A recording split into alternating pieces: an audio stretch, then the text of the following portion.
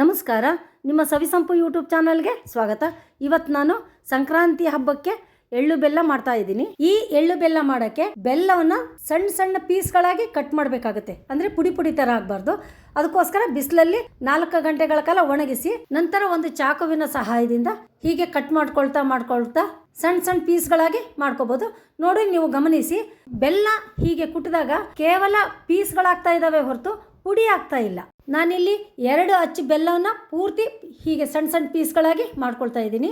ನನ್ನ ಪ್ರೀತಿಯ ವೀಕ್ಷಕರೇ, ಈ ಚಳಿಗಾಲದಲ್ಲಿ ಮನೆ ಒಳಗಿದ್ರೆ ಚಳಿ ಆಗುತ್ತೆ, ಹೊರಗಡೆ ಹೋದ್ರೆ ಬಿಸಿಲಾಗುತ್ತೆ. ಮನೆಯ ಒಳಗಿದ್ದಾಗ ಚಳಿ ಇರೋದ್ರಿಂದ ನೀರು ಜಾಸ್ತಿ ಕುಡಿಯೋದಿಲ್ಲ, ಹಾಗಾಗಿ ಚರ್ಮ ಒಣಗಿದಂಗಾಗಿರುತ್ತೆ. ಅದಕ್ಕೋಸ್ಕರ ನಮ್ಮ ಹಿರಿಯರು ಈ ರೀತಿಯಾಗಿ ಮಾಡಿಕೊಂಡು ಈ ಸಮಯದಲ್ಲಿ ಸೇವಿಸಿದರೆ ದೇಹಕ್ಕೆ ಬೇಕಾಗಿರುವಂತಹ ಎಣ್ಣೆ ಅಂಶ, ಸಿಹಿ ಅಂಶ ಎರಡೂ ಸೇರುತ್ತೆ. ಹಾಗಾಗಿ ದೇಹದ ಆರೋಗ್ಯ ಕೂಡ ತುಂಬ ಚೆನ್ನಾಗಿರುತ್ತದೆ.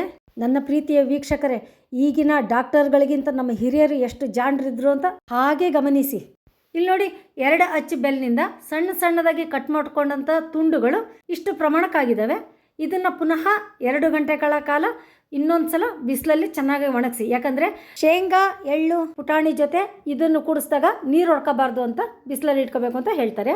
ನಾನಿಲ್ಲಿ ಎಳ್ಳು ಬೆಲ್ಲ ಮಿಕ್ಸ್ ಮಾಡೋಕ್ಕೆ 4 ಟೀ ಸ್ಪೂನ್ ಅಷ್ಟು ಕರಿ ಎಳ್ಳು, ಸಣ್ಣ ಸೈಜಿನ 2 ಗಿಟಕು ಒಣ ಕೊಬ್ಬರಿಯನ್ನು ಸಣ್ಣದಾಗಿ ಕಟ್ ಮಾಡ್ಕೊಂಡಿದ್ದೀನಿ. ಒಂದು ದೊಡ್ಡ ಬೌಲಲ್ಲಿ ಬಿಳಿ ಎಳ್ಳು, ನಾವು ರೆಡಿ ಮಾಡ್ಕೊಂಡಂತಹ ಬೆಲ್ಲ, ಒಂದು ದೊಡ್ಡ ಬೌಲಲ್ಲಿ ಎಳ್ಳಿನಷ್ಟೇ ಶೇಂಗಾ ಬೀಜ ಹಾಗೂ ಅರ್ಧ ಬಟ್ಲಷ್ಟು ಪುಟಾಣಿ ಈ ಸೈಜಿನಲ್ಲಿ ಇದಾವೆ ನೋಡಿ. ಬೇಳೆ ಆಗಿಲ್ಲ, ದುಂಡಿಗೆ ಹೀಗಿದಾವೆ ನೋಡಿ. ಇಲ್ಲಿ ನಾನು ಬಿಳಿ ಎಳ್ಳು ಇದ್ರೂ ಕಪ್ಪು ಎಳ್ಳು ಯಾಕೆ ತಗೊಂಡಿದ್ದೀನಿ ಅಂದ್ರೆ ಉಳಿದ ಸಾಮಾನುಗಳು ಬೆಳ್ಳಗಿರುವುದರಿಂದ ಎಳ್ಳು ಹಾಕಿದೀವಿ ಅಂತ ಗೊತ್ತಾಗೋದೇ ಇಲ್ಲ. ಹಾಗಾಗಿ ನಾನು ಬಿಳಿ ಎಳ್ಳಿನ ಜೊತೆ 4 ಚಮಚದಷ್ಟು ಕಪ್ಪು ಎಳ್ಳನ್ನು ತಗೊಂಡಿದ್ದೀನಿ. ನಂತರ ಒಂದು ಬಾಣಲೆಗೆ ಮೀಡಿಯಂ ಫ್ಲೇಮಲ್ಲಿ ಶೇಂಗಾ ಬೀಜವನ್ನು ಹುರ್ಕೋಬೇಕಾಗುತ್ತೆ. ಇಷ್ಟು ಫ್ರೈ ಮಾಡ್ಕೊಂಡ್ರೆ ಸಾಕು.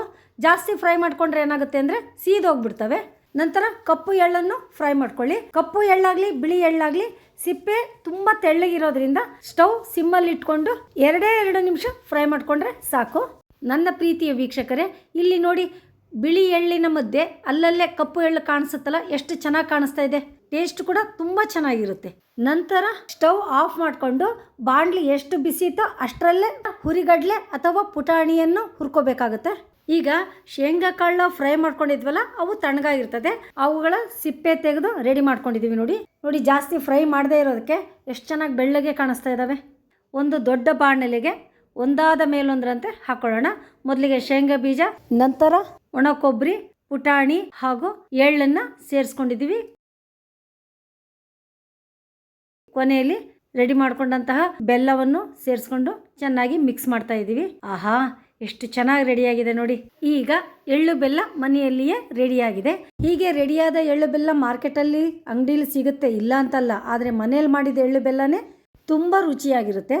ಹೀಗೆ ನನ್ನ ಸರಳವಾದ ರೆಸಿಪಿ ಮಾಡಿ ತೋರಿಸಲು ನನಗೆ ಸಪೋರ್ಟ್ ಮಾಡಿ, ಆದಷ್ಟು ಶೇರ್ ಮಾಡಿ, ಸಬ್ಸ್ಕ್ರೈಬ್ ಮಾಡಿ. Thank you.